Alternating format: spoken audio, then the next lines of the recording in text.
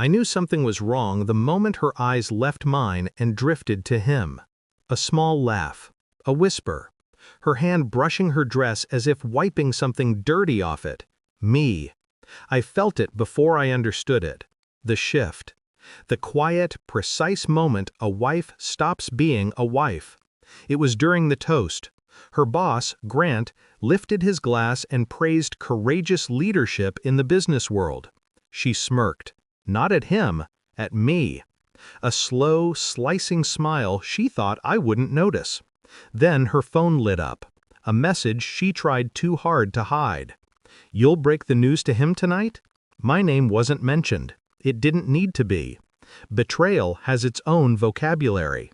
And she didn't know that, from where I stood, the reflection in the mirrored wall behind her gave me a perfect view of everything. I didn't react. Didn't blink, didn't even breathe. Just watched my wife slide her phone into her purse as if she were burying a secret. I felt nothing. Just an emptiness that felt almost peaceful. The kind of calm that comes before a surgical cut. The truth began forming itself in fragments. The way she avoided my touch on the ride to the event. The sudden late meetings she never mentioned twice. The new perfume. Too expensive for the salary she claimed she still had. And then the joke. The one that confirmed everything. She stood near the bar with two of her coworkers, swirling a drink she didn't even sip. My name came up. My business. The business she'd watched me build from years of failures, nights I worked until dawn, and a lifetime of believing I was doing it for us. "His company isn't failing," her coworker said. She laughed, loud enough for nearby tables to hear. "Oh, trust me, it failed long before today. I'm basically carrying him at this point." The coworkers laughed with her. I felt the room quiet around me. The blood in my veins cooled. My heartbeat turned into a slow, controlled metronome. She didn't know that 12 hours earlier I'd sold my patent.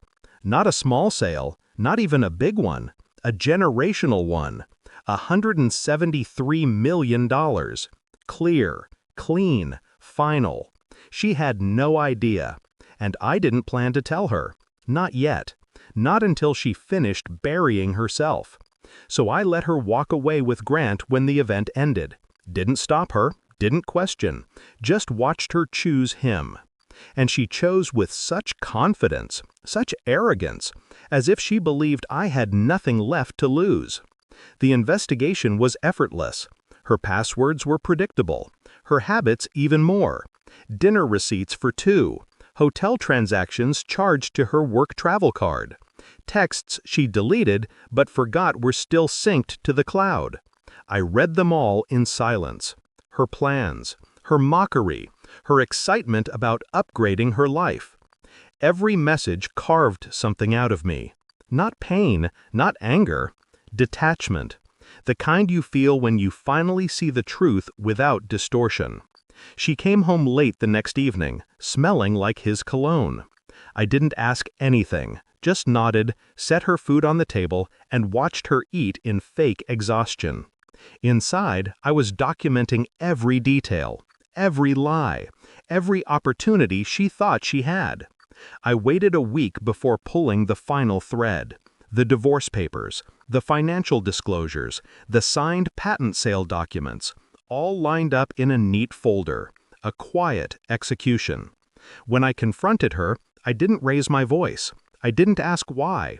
I didn't give her space to explain. I simply placed the folder in front of her. She opened it with the same confidence she used when insulting me at the event. Then her hands froze. Her breath hitched. Her pupils widened like she'd seen her own future collapsing in real time. "You sold it?" she whispered. I nodded. "For how much?" "Enough." I slid the printed bank confirmation toward her. When she saw the number, her knees buckled.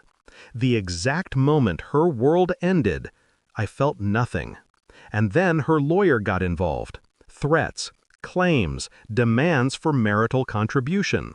When we walked into court, she expected to walk out rich. She walked out destroyed. The judge took one look at the timeline, the sale, the betrayal, the abandonment, the financial disclosures, and dismissed her entire claim. He called it entitlement without merit. She collapsed in her seat, hands trembling. Her voice cracked as she tried to understand how everything slipped away so fast.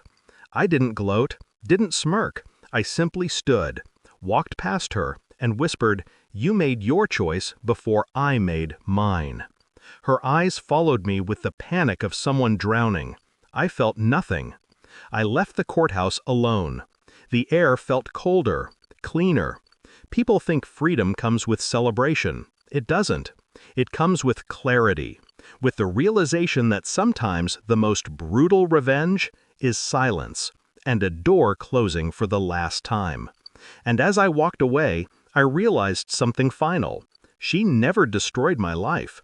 She only revealed who deserved to be in the next chapter, and who didn't.